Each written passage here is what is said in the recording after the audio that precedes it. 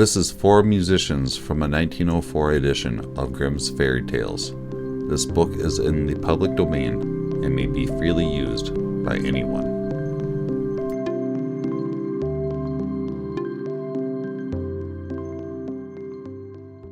Hello everyone. Welcome back to another AFuzzyWorld reading collective. I appreciate you to be here. If you want to download the PDF of the book that we're about to read, go to library.afuzzyworld.net, download the PDF or text file. After the live reading, we should have the video available and audio version of the book available within a short amount of time. Tonight we are reading out of the book Grimm's Fairy Tales, and tonight's reading out of that will be Four Musicians. Get right to it. The Four Musicians. Once upon a time, a man had a donkey. For many years had carried bags of grain on his back to and from the mill. But at last he grew so old that he was no longer of any use for work, and his master tried to think how he could get rid of his old servant, so that he might not have to feed him. The donkey found out what was in his master's mind, and fearing that he might be killed, he ran away. So he took the road to Bremen, where he had too often heard the street band play sweet music, for he thought he could be a musician as well as they. He had not gone far when he came upon an old dog panting for breath, as if he had been running a long way. "What are you panting for, my friend?" asked the donkey. "Ah!" answered the dog. "Now, what am I, old and growing weaker and weaker every day? I can no longer go on to the hunt, and my master has said that I must be killed, so I have to run away. But how I have to find bread and meat, I do not know." "Well," said the donkey, "come with me. I'm going to be a street musician in Bremen. I think you and I could easily earn a living by music. I can play the flute. You can play the kettle drum."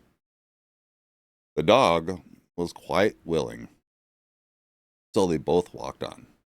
They had not gotten far when they saw a cat sitting on the road, with a face as long as 3 days of rainy weather. "Now, what is the matter with you, old Tom?" asked the donkey. "You also would be sad," said the cat, "if you were in my place, for now that I'm getting old and my teeth are gone, I cannot catch the mice. And I like to lie behind the stove and purr, but when I found that we were going to drown,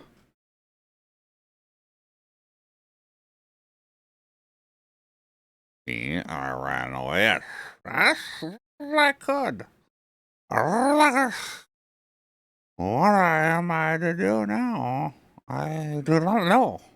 "Oh, well, come with us to Bremen," said the donkey.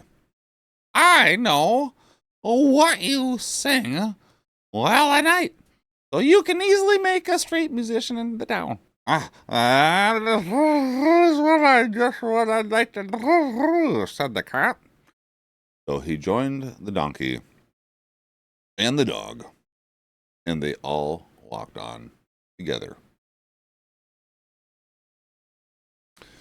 After some time, the three musicians came to a farmyard, and on the gate stood a cock, carrying cock-a-doodle-doo with all his might. What are you doing, making all that noise for? Asked the donkey. Why, in spite of my giving them a fine day for Sunday, I find I have my head cut off to make a dinner for Monday, and so I'm crowing as hard as I can while my head is still on. Come on, with us, old red comb, said the donkey.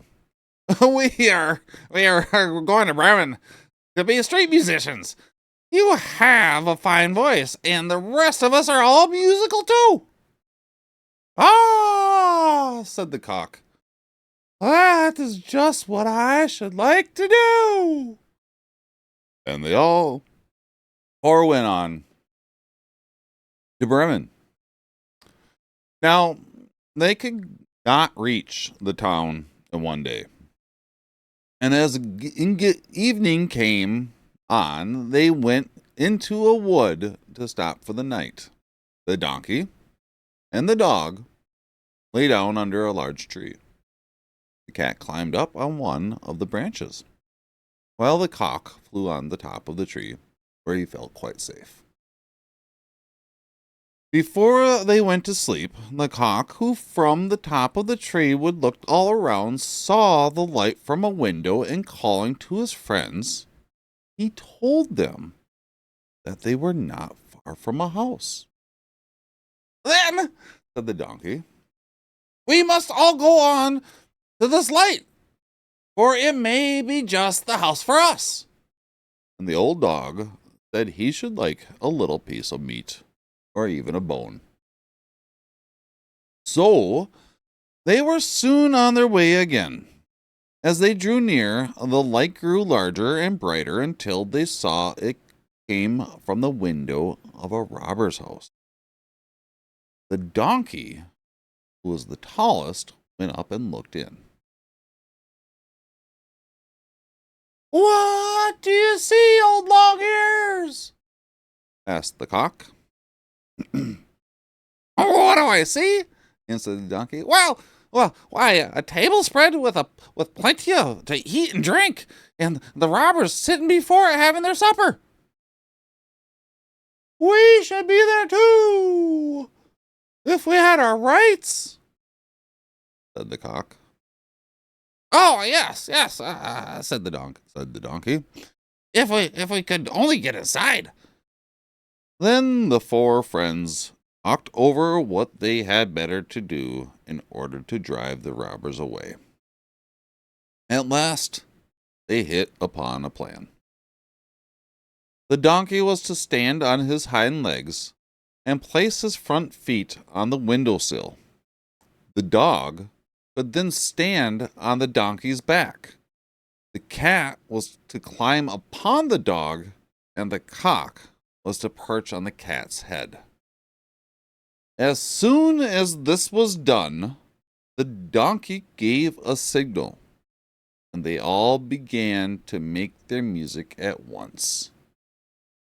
The donkey brayed, the dog barked, the cat mewed, and the cock crowed, all with such force that the window panes shook and were almost broken.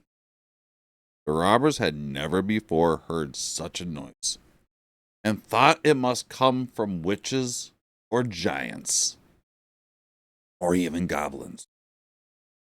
They all fled at once and ran as fast as they could to the wood behind the house. Then our four friends rushed in and took what the robbers had left on the table. They ate as if they had been hungry for a month. When the four musicians had eaten as much as they could, they put out the light and each went to sleep in the spot which he liked the best. The donkey lay down out in the yard. The dog laid behind the house, behind the door. The cat went to sleep in the front of the fireplace, while the cock flew up onto a high shelf. They were all so tired from their long walk that they soon fell asleep. When all was still and the light was put out, the robber chief sent one of his bravest men back to the house to see how things were going. The man found everything quiet and still, so he went into the kitchen to strike a light. Seeing the great fiery eyes of the cat, he thought they were live coals and held a match to them. But this made Puss angry, and he flew up, spit at the man, and scratched his face. It gave the robber so great a fright that he ran for the door. But the dog, who lay there, sprang up and bit him in the leg as he went by. In the yard, the rogue ran into the donkey, who gave him a great kick with his hind foot, while the cock on the shelf, waked up by the noise, was alive in a moment and cried, "Cock-a-doodle-doo!" Then the man ran as fast as his legs could carry him back to the robber chief. When he had caught his breath, he said, "In that house is a wicked witch who flew over me and scratched my face with her long nails. Then by this door stood a man with a knife who cut me in the leg. Out in the yard lay a great black giant who struck me a blow with his wooden leg. Up on the roof sat the judge, who cried, 'What did he do? What did he do?' When I heard this, I ran off as fast as I could." No money could ever made the robbers go near that house again. But our four friends, the musicians, liked the place so well, would not leave it. So far as I know, they are there to this day.